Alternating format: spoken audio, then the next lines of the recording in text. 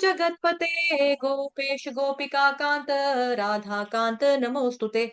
तप्त कांचन गौरांगी श्री राधे वृंदावनेश्वरी वृषभानुसुते देवी प्रणमामि हरिप्रिये। वाञ्छाकल्पतरुभ्यश्च कृपा सिन्धुभयेव च पतितानां पावनेभ्यो वैष्णवेभ्यो नमो नमः। जय श्री कृष्ण चैतन्य प्रभु नित्यानंद श्री अद्वैत गदाधर श्रीवासादि गौर भक्त वृंद। हरे कृष्ण कृष्ण कृष्ण हरे हरे, हरे राम राम राम हरे हरे। हरे कृष्ण कृष्ण कृष्ण हरे हरे, हरे राम राम राम हरे हरे।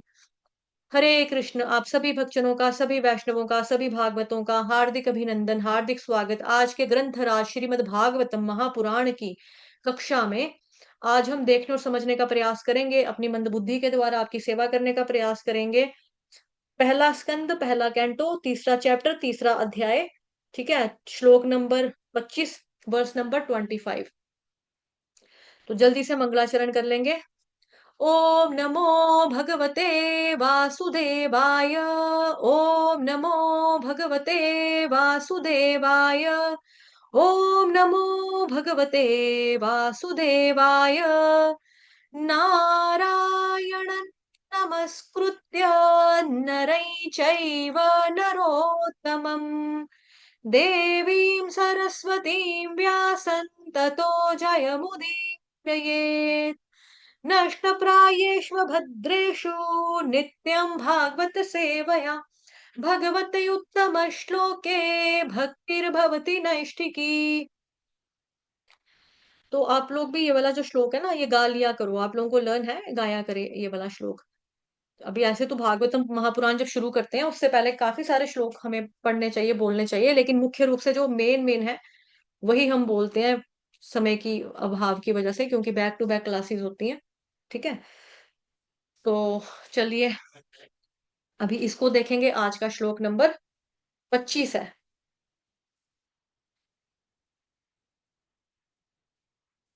अथासौ युग संध्यायान दस्युप्रायेषु राजसु जनिता विष्णु यशसो यशसो नामना कल की जगतपति ही।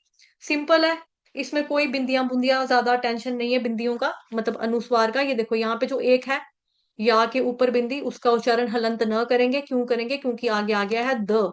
तो त वर्ग का त, थ, द, ध, न, एंड में क्या आता है? न। तो यहाँ पे हलंत न से उसका उच्चारण करेंगे। ठीक है। अथा सौ युग, युग में ग पूरा। अथा सौ युग संध्यायान दस्युप, दस्युप, युप युप आएगा। युप क्यों आएगा? क्योंकि आगे प्र यानी कि संयुक्त वर्ण आ गया। युप। दस्युप्रायेषु राजसु, राजसु, सु हरस्व, शु हरस्व। यहाँ पे जो शु, ये कौन सा शु है? षटकोण वाला श और उसके साथ छोटा उ। ये वाला स कौन सा है? सपेरे वाला स, उसके नीचे छोटा उ, सु। जनिता, जनिता, जनिता, निहरस्व ता दीर्घ, विष्णु, विष्णु के बीच में जो श षटकोण का आधा वाला, विष्णु, ययसो नामना, ययसो नामना, कल्कि, कल्कि, कल्किर, कल्कि, कल्किर। र कौन सा? रफार का र, आधा र। कल्किर जगतपति ही, कल्किर जगतपति ही। एक बारी और सुन लेंगे, उसके बाद आप लोग दो बार गा लेना। ठीक है सभी भक्त। अथासौ युग संध्यायान दस्युप्रायेषु राजसु जनिता विष्णु यशसो नामना कल्किर जगतपति ही। गाइए, आपकी टर्न। हरे कृष्ण, गाओ। अथ युग संध्यायां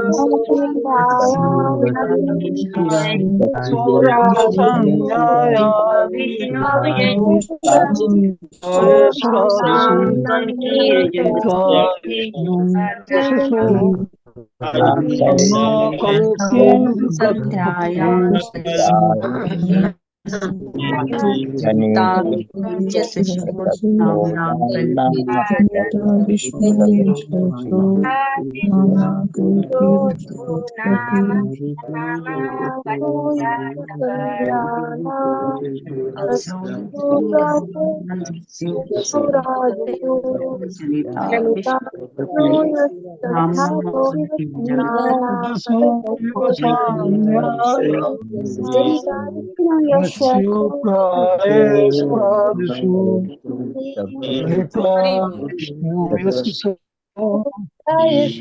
हरि बोल। जगतपति। हरि बोल, बहुत सुंदर गाया। एक बार और सुन लीजिए, फिर मेरे बाद रिपीट करेंगे, एक साथ करेंगे।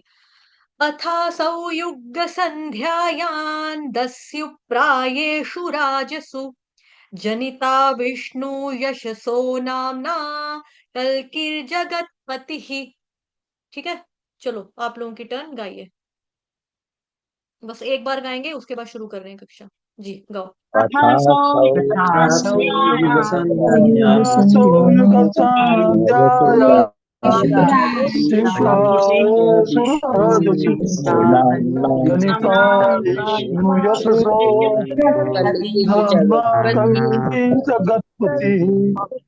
हरि बोल, हरि बोल। आप सभी भक्तों का धन्यवाद, आप सभी भक्तों के लिए हरि बोल, बहुत सुंदर गाया। ठीक है, ऐसे ही रोज गाना है। अनुवाद और तात्पर्य जगत गुरु शील प्रभुपाद द्वारा। शील प्रभुपाद की जय, गुरु महाराज की जय। अनुवाद। तत्पश्चात सृष्टि के सर्वा भगवान दो युगों के संधि काल में कल की अवतार के रूप में जन्म लेंगे और विष्णु यशा के पुत्र होंगे। उस समय पृथ्वी के शासक लुटेरे बन चुके होंगे। उस समय पृथ्वी के शासक लुटेरे बन चुके होंगे।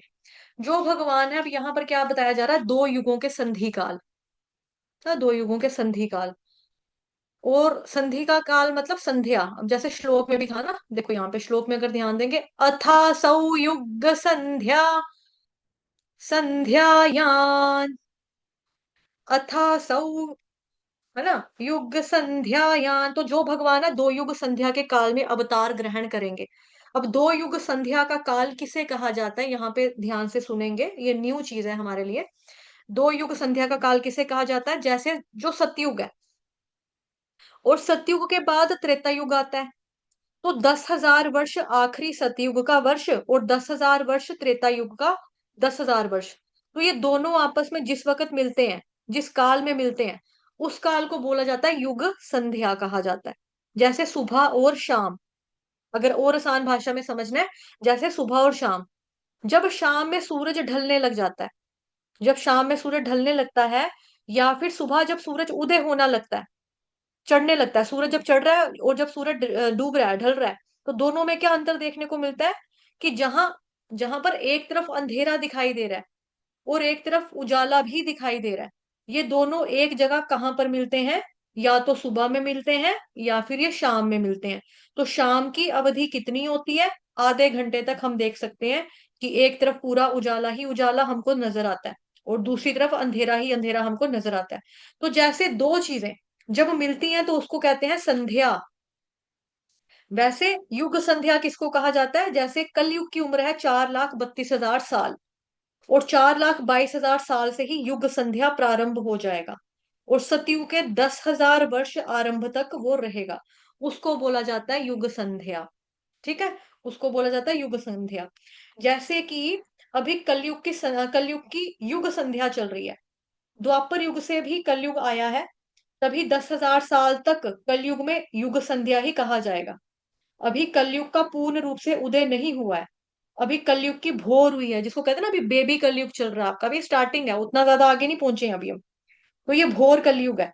बाद में आ जाएगा घोर कलयुग। अभी है भ से भालू वाला भोर कलयुग, बाद में आएगा घ से घड़े वाला घोर कलयुग। तो कितना डिफरेंस है ना? तो अभी जो है आपका कलयुग की भोर हुई है। धीरे धीरे जैसे सूरज आगे चढ़ेगा, तब तक वैसे कलयुग भी बढ़ता जाएगा। इसलिए हम नहीं कह सकते कि पूर्ण रूप से कलयुग आ गया है, क्योंकि कलयुग की आयु जो है वो 4,32,000 साल है, और अभी केवल 5,500 साल के करीब करीब कुछ इतना ही समय बीता है कलयुग को लग शुरू हुए। और आज भी हमको भगवान के चैतन्य महाप्रभु के भय भय से जो कलयुग इतना डरा हुआ है, वो अपने आतंक को इतना फैला रखा है कि जब चैतन्य महाप्रभु स्वयं अवतार लेकर पहुंच आते हैं लोगों का उद्धार करने के लिए, तो कलयुग अत्यंत भयभीत हो जाता है। ना चाहते हुए भी आतंक को, अपने दुराचार को, अपने कुविचारों से लोगों को इतना प्रभावित करने लगता है कि हमें लगता है कि घोर कलयुग आ गया है। लेकिन वास्तव में क्या है कि कलयुग अभी छोटा सा बच्चा है, अभी बेबी कलयुग है। केवल 5000 साल वर्ष ही अभी हुए हैं इसको शुरू हुए, चढ़े मतलब कि बोलो जैसे सूरज को कहते हैं चढ़े हुए, कलयुग को चढ़े हुए, कलयुग को शुरू हुए अभी इतना ही समय हुआ है, ज्यादा समय हमें हुआ नहीं है अभी। तो बेबी कलयुग है, 5000 साल वर्ष हुए हैं अभी तक कलयुग के। और आज भी हम देखने लगे हैं कि लोगों की आयु जो है वो 60 वर्ष, 70 वर्ष हो गई है। उससे अधिक अभी बड़ा कोई रेयर केस होगा, कोई जीवित रह नहीं पाता है इतना, मतलब कि कोई एक आधी रील देखते हैं हम लोग इतने टाइम के बाद की दादी ने मनाया 123वां बर्थडा, 103 103वां बर्थडा, बर्थडे आई मीन बर्थडा कह रही हूँ, जन्म दिवस मनाया है ना, 100 साल के हुए, 99 साल का बर्थडे मनाया। इस तरह से लोगों की वैसे रेयर केस में देखने को मिलता है, अदरवाइज 60 70 साल की एज रह गई है लोगों की अब। तो ये सब कलयुग का प्रभाव है। और यही कलयुग जब धीरे धीरे धीरे धीरे और बढ़ता जाएगा तो लोगों की आयु और कम होती चली जाएगी। जैसे यहाँ पे क्या लिखा है ऊपर भी, कि राजा जो है वो शासक लुटेरे बन चुके होंगे। आजकल भी क्या है, मतलब कि जैसे यहाँ लिखा है, उस समय पृथ्वी के शासक लुटेरे बन चुके थे, तो डायरेक्ट लूटते थे। जैसे डाकू आकर लूटते हैं वैसे ही लूटपाट करना शुरू कर देंगे, क्योंकि सारा सैन्य बल, जितना भी, जितने भी अधिकार हैं उन सबको प्राप्त होता है, तो वो उसका गलत फायदा उठाएंगे। जैसे आप एग्जाम्पल से समझो, जब हमारे देश में कांग्रेस की सरकार थी, हम्म, कांग्रेस की सरकार के जो जम्मू कश्मीर के लोग हैं ये इस बात को अच्छे तरीके से फील कर सकते हैं, जो भी मैं दोहरा बोलने जा रही हूँ, ये आप अच्छे तरीके से समझ जाएंगे। जैसे जब कांग्रेस का राज था हमारे देश में, तो क्या होता था कि जो फौजी होते थे ना हमारे कश्मीर में, इनको गालियां दी जाती थी, इनके ऊपर पत्थर मारे जाते थे, इनके ऊपर गोलियां चलाई जाती थी, इनको डंडे मारे जाते थे। और ये बेचारा फौजी जो हर चीज करने की कैपेबिलिटी रखता है, एक आर्मी वाला जब बनता है ना वो सब कुछ कर सकता है, हर योग्यता उसके अंदर होती है, लेकिन वो बेचारा कुछ कर नहीं सकता। क्यों नहीं कर सकता? क्योंकि कानून उसको इजाजत नहीं दे रहा। कौन सा कानून इजाजत नहीं दे रहा है? जो हमारी सरकार बैठी थी कांग्रेस की, हमारे फौजियों को लाठियां मारी जाती है, डंडे मारे जाते हैं, डंड वो बट्टे बट्टे क्या बोलते हैं हिंदी में, पत्थर, पत्थर फेंके जाते हैं उनके ऊपर, वो बेचारे मार खाते रहते थे, है ना। उसके बाद जब आया जी मोदी राज, उन्होंने बोला कि नहीं, अब नहीं होगा ऐसा, इन उग्रवादियों से मार खानी है, उग्रवादियों से मार खानी है। और रिसेंटली जो भी अटैक हुआ उसके बाद का एक वीडियो वायरल हुआ था, आप लोगों ने देखा होगा, उसमें एक आर्मी वाला बोल रहा है कि जब कांग्रेस का राज था ना, उसकी ऑडियो है पूरी, उसने बोला जब कांग्रेस का राज था हमारे सामने इंडिया का झंडा जमीन के ऊपर ये बिछाते थे, इंडिया का झंडा जमीन के ऊपर बिछाने के बाद इन लोगों ने क्या करना, गाय का गला हमारे सामने काटना, हिंदू होने के बावजूद हमारा खून, खून जो था वो खोलता रहता था, उठता रहता था, लेकिन हम निहत मतलब कि ना, बेचारे से, असहाय से, एक कानून, और ये जो क्या बोलते हैं, कानून ही बोलिए, सरकार, सरकार के, सरकार की वजह से हम चुप रहते थे, क्योंकि हमारी सरकार इतनी नालायक थी, इतनी नालायक सरकार थी, उसकी वजह से हमारे देश के फौजी जो थे बेचारे ये चुप रहते थे, सामने हमारे इंडिया का झंडा जमीन के ऊपर रखकर ये ऐसा काम कुकर्म करते थे, और हम मुंह छुपाते थे, हम पीछे भाग जाते थे, हम इतना, हम मुट्ठियां बंद कर लेते थे कि मार देना चाहिए, मतलब उनको इतना खुंदक चढ़ती थी, लेकिन वो, उनके हाथ बंधे हुए थे। तो ऐसा कब होता है? जब आपका रक्षक ही आपका भक्षक बन जाए। जो जिस देश को क्या बोलेंगे, जिसको हमने चुना, अ, है ना, जिसको हमने चुना, मतलब कांग्रेस सरकार को उस दौरान लोगों ने चुना, तो कांग्रेस ने जो किया वो पूरे देश ने देखा, है ना। तो वो क्या कहते थे, नहीं जी, नहीं जी, कुछ कर ही नहीं सकते, फारूक अब्दुल्ला, उमर अब्दुल्ला, ये क्या करते थे, ये नहीं जी, कुछ कर ही नहीं सकते, आप कुछ कर नहीं सकते, अगर आप ये करेंगे ये हो जाएगा, ये करेंगे ये हो जाएगा, ये भड़क जाएंगे ये हो जाएगा, वो हो जाएगा, लोग सड़कों पे आ जाएंगे, मारपीट हो जाएगी, ये हो जाएगा वो हो जाएगा। इतना डर इन लोगों ने डाला हुआ था, इतना ये किया हुआ था कि मतलब कि तभी यहाँ लिखा जाए ना, पृथ्वी के शासक लुटेरे बन चुके होंगे, तो ये चीज आपको शुरुआती तौर पे देखने को मिल चुकी है ना, ऑलरेडी आप लोगों ने देख लिया है, मैंने तो देख लिया है, आप लोगों ने भी देखा है। अभी हर कोई इतना बोल्ड नहीं होता कि कन्फेस करे कि हाँ हमने देखा है ना, बट हम लोगों ने देखा है ये चीज। और ये फौजियों ने बोला है, फौजियों की रीलें बनी है, फौजियों की वीडियो बनी है, फौजियों की ऑडियोज आई हुई हैं। और ये रिसेंटली ही मैं आपको बता रही हूँ कि बहुत ज्यादा पुरानी बात भी हम लोग नहीं कर रहे हैं। तो रक्षक ही जब भक्षक बन जाएगा कि नहीं, इंडियन आर्मी का फौजी मार खाने के लिए गया है आप लोगों की, मतलब कि उग्रवादी की मार खाएगा वो वहां पे जाके? उग्रवादी उसके सामने गलत काम कर रहे हैं, लड़कियां उठा के लेके जा रहे हैं, रेप कर रहे हैं, उग्रवादी बंदा वो जो आपका वो फौजी है वो हाथ पे हाथ धर के बैठा रहेगा क्या? वो कुछ करना चाहिए ना। लेकिन नहीं कर पाएगा, क्यों नहीं कर पाएगा? क्योंकि सरकार शासक लुटेरे बन चुके होंगे, रक्षक ही आपका भक्षक बन चुका होगा। तो ये डायरेक्ट लूटपाट आकर करते थे, है ना? वैसे ही लूटपाट करना शुरू कर देंगे आगे। और क्योंकि सारा सैन्य बल, जितने भी अधिकार है उन सबको प्राप्त होता है, वो उसका गलत फायदा उठाएंगे, मिसयूज करेंगे। जो पुलिस है, सैनिक है जो हमारी रक्षा करती थी, वो आपको लूटने लग जाएंगे, आपको मारने में लग जाएंगे। किसी बाहर से आतंक की जरूरत नहीं पड़ेगी। कब? जब आपका कलयुग और ज्यादा पीक पर हो जाएगा। अभी तो बेबी कलयुग है, अभी ऐसा नहीं चल रहा है कुछ भी। लेकिन आने वाले टाइम पे, मतलब कि जब कलयुग का अंत होने वाला होगा, उस दौरान तो बदतर हालत हो जाएगी। मतलब आगे बताएंगे हम इस पूरे श्लोक में, जब तक पढ़ेंगे पूरा चर्चा करेंगे कि क्या हो जाएगा, है ना? पता लगेगा फिर हमें कि जो सैनिक रक्षा करती थी वही लूटने में लग जाएगी, आपको मारने में लग जाएगी। बाहर के उग्रवादी की, बाहर के आतंकवादी की कोई जरूरत नहीं होगी। आपका अपना जो सैनिक होगा, जो हमारे देश में आज हमारी रक्षा कर रहे हैं, जब घोर कलयुग आएगा तो वही अपने नागरिकों के ऊपर गोली चलाने लग जाएंगे।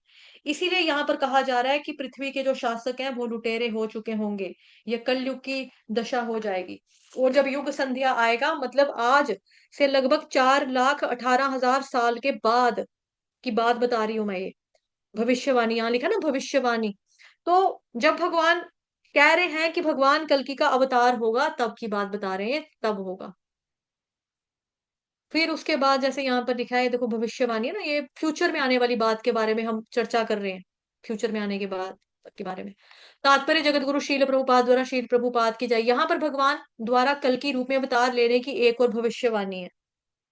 तो दो भविष्यवाणी है भागवतम में। भागवतम दो भविष्यवाणी करता है। एक तो भगवान बुद्ध आएंगे, जिनके बारे में हमने कल पढ़ा, तो बुद्ध भगवान आकर जा चुके। ये एक भविष्यवाणी जो थी, ये हमने देख ली, क्लियर हो गई। और प्रूफ भी हो गया, है ना जी, प्रूफ भी हो गया। और एक भविष्यवाणी है कि भगवान कल की भी आएंगे। कब आएंगे? युग संध्या के बीच में आएंगे। तो युग संध्या का मतलब आपको मैंने अभी अभी समझाया, है ना, कक्षा जैसी शुरू हुआ था समझा दिया। उसकी भी भविष्यवाणी यहाँ पर की जा रही है, कब आएंगे? तो कहा जा रहा है उन्हें दो उन्हें दो युगों के संधि काल में, अर्थात कलयुग के अंत में और सतयुग के प्रारंभ में जन्म लेना है। ठीक है जी।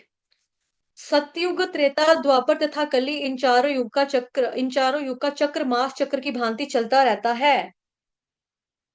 वर्तमान कलयुग 4,32,000 वर्ष तक चलेगा, जिसमें से कुरुक्षेत्र युद्ध तथा राजा परीक्षित के राज्य के अंत के बाद लगभग 5,000 वर्ष बीत चुके हैं। अतः 4,2,7,28 4,28,000 वर्ष अभी भी शेष हैं।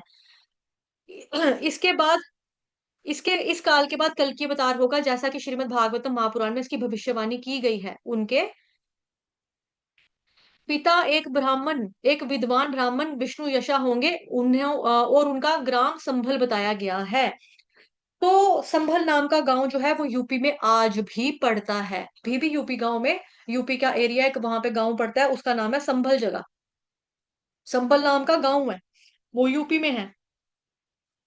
जिस कुल में, जिस खानदान में, जिस परिवार में, जिस वंश में भगवान जी को अवतार लेना है, वो अभी भी इस धरती पर विराजमान है। अभी उनकी कितनी पुश्तें खत्म हो जाएंगी, तब कहीं जाकर कल की भगवान का अवतार जो है वो होगा।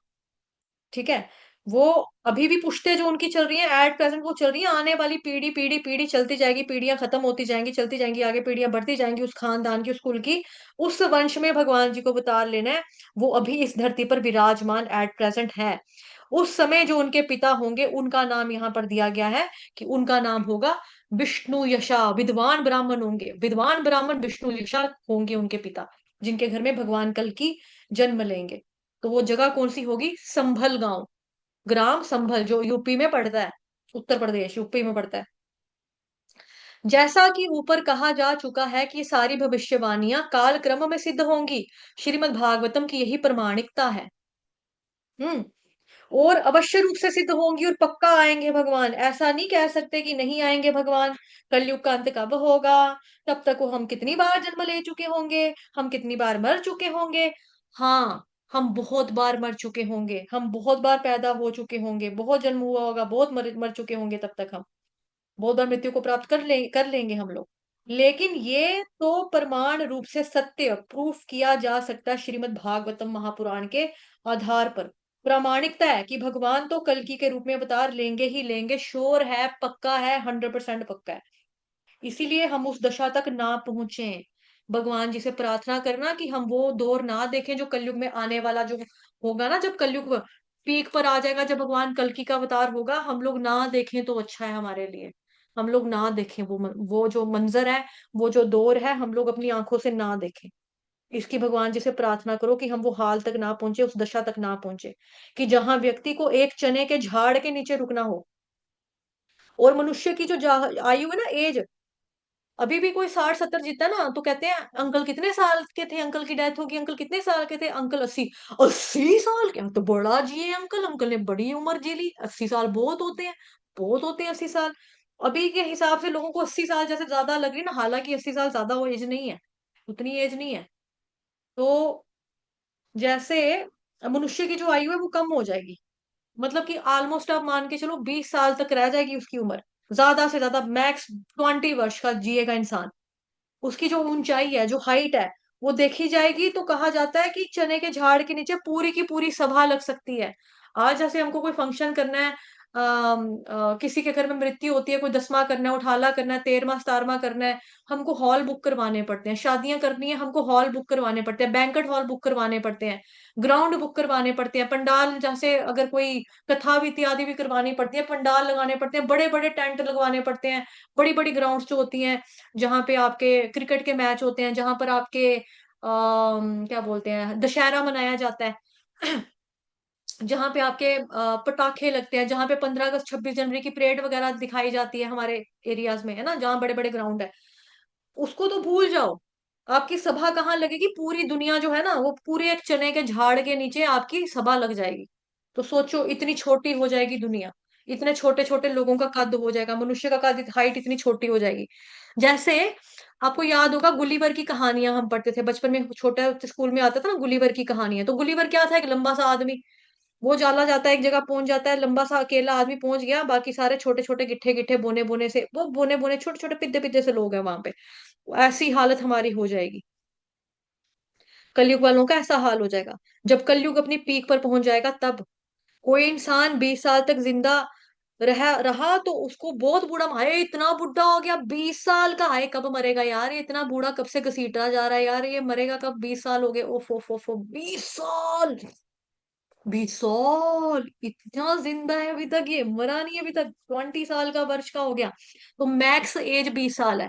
हमारे यहाँ पर क्या है, 20 साल का तो किशोर अवस्था है ना, मतलब यंग है, लड़का है, जवान है, बच्चा है अभी। 20 साल का बच्चा माना जाता है हमारे यहाँ पर अभी तो, है ना। लेकिन उस कलयुग में, जब आने वाले कलयुग में क्या हो जाएगा, व्यक्ति को 20 साल का होगा तो बूढ़ा माना जाएगा। बहुत कम एज में बहुत कुछ हो जाएगा, बहुत कुछ क्या, सब कुछ हो जाएगा, सब कुछ निपट जाएगा, पढ़ने लिखने की ज्यादा खास जरूरत नहीं पड़ेगी। बट फिर भी एक चीज है, एक चीज जो है वो अपनी शुद्धता को लेकर के इस धरती पर विराजमान रहेगी, वो है चैतन्य महाप्रभु के द्वारा दिया गया हरि नाम। हरे कृष्ण कृष्ण कृष्ण हरे हरे, हरे राम राम राम हरे हरे। वो हरि नाम अगर उस समय पर भी कोई लेगा, तो उस समय भी हरि नाम उसी तरह उद्धार करेगा, जैसे आज सभी लोगों का उद्धार हो रहा है, जैसे आज आपका, हमारा, सबका उद्धार हो रहा है, हरे कृष्ण महामंत्र का जप करके, जो हमें चैतन्य महाप्रभु देकर गए हैं। तो कलयुग में भी होगा उद्धार। इसीलिए कलयुग की उस घोर दशा से बचने के लिए, जहां पर भूख लगने के ऊपर कोई व्यक्ति ये नहीं सोचेगा कि हमें फल प्राप्त नहीं हो रहा है, हाय हमारे को सब्जी नहीं मिली, राशन नहीं है, हम किसी जानवर को मार कर खाएं अपने उदर की पूर्ति के लिए, अपने आप को जीवित रखने के लिए लोग अपने खुद के पापा को, खुद का बेटा, खुद की बीवी, खुद का पति, खुद की औलाद, खुद के रिश्ते नाते जो भी है ना, इन सबको मार कर खा जाया करेंगे, और उनके लिए कॉमन होगा, क्या करें यार, पापी पेट का सवाल है, जिंदा रहने के लिए क्या करना है? खाना तो है ना हमने। तो अपने ही रिश्तेदारों को मार मार के, अपने ही मम्मी को, अपने ही पापा को, अपने ही पुत्र को, अपनी ही पत्नी को, अपनी ही बेटी को, अपनी ही बहू को, अपने ही पोते तो होने ही वाले हैं, पता नहीं, उनको ही मार मूर के खा जाएंगे। उनको भूख लगेगी, बस वो मार देगा। लोग जंगलों में जाकर रहेंगे। कोई मकान, दुकान, ये मंदिर इत्यादि आपको कुछ नजर नहीं आएगा, कुछ दिखाई नहीं देगा। चारों तरफ घोर जंगल व्याप्त हो जाएगा। आज जो हम लोग प्रगति करें ना विज्ञान के माध्यम से, ये साइंस ही लुप्त हो चुकी होगी, विज्ञान कहीं लुप्त हो जाएगा। क्योंकि यही विज्ञान आगे हम लोगों का विनाश कर देगा। विनाश का कारण बनेगा ये विज्ञान हमारा आगे जाकर। जब भी युद्ध होगा तो कुछ बचने वाला नहीं है। सब जंगल में रहेंगे, गुफाओं में वापस चले जाएंगे। खाना बदोश पड़ते थे ना हम, खाना बदोश लोग, आज यहाँ कल वहां, बंजारों की तरह जिंदगी, चलते फिरते प्राणी, चलते फिरते लोग, खाने की तलाश में एक जगह से दूसरी जगह पे भटकने वाले लोग। उस तरह से हम खाना बदोश की तरह हम लोगों की जिंदगी हो जाएगी। तो ऐसी दशा कलयुग में आने वाली है। लोग एक दूसरे को जानेंगे नहीं, पूछेंगे नहीं, मानेंगे नहीं, कुछ भी करेंगे, कुछ भी करेंगे, कुछ भी कहेंगे, कुछ भी बोलेंगे। इसीलिए आप अपना उद्धार अभी कर लो। अक्लमंदी इसी में है कि हम और आप अपना उद्धार इसी जन्म में कर लें, इसी युग में कर लें। भगवान कल्कि के आने से पहले पहले ही कर लें। भगवान कल्कि का जब जन्म होगा उसके बाद उनके लिए वर्णन आता है कि एक सुंदर घोड़े के रूप में उनका वाहन आएगा, जिसके ऊपर वो बैठे होंगे। एक हाथ में उनके तलवार होगी और पूरी पृथ्वी के ऊपर वो घूमेंगे, विचरण करेंगे। और जो भी असुर जन होंगे, जो पापी होंगे, जो दुराचारी होंगे, उन सबको भगवान के द्वारा मार दिया जाएगा। और जो पवित्र जन होंगे, जिनको पवित्र करना चाहते होंगे, जब उनके शरीर से हवा स्पर्श करके उन लोगों को छुएगी, टच करेगी, तो धीरे धीरे वो लोग शुद्ध होते जाएंगे। और धीरे धीरे सतयुग जो है वो व्याप्त होने लगेगा। तो भगवान कल की आएंगे और कलयुग का विनाश करेंगे, और कलयुग का विनाश करके भगवान सतयुग का प्रारंभ करेंगे, आरंभ करेंगे। वाञ्छाकल्पतरुभ्यश्च कृपा सिन्धुभयेव च पतितानां पावनेभ्यो वैष्णवेभ्यो नमो नमः।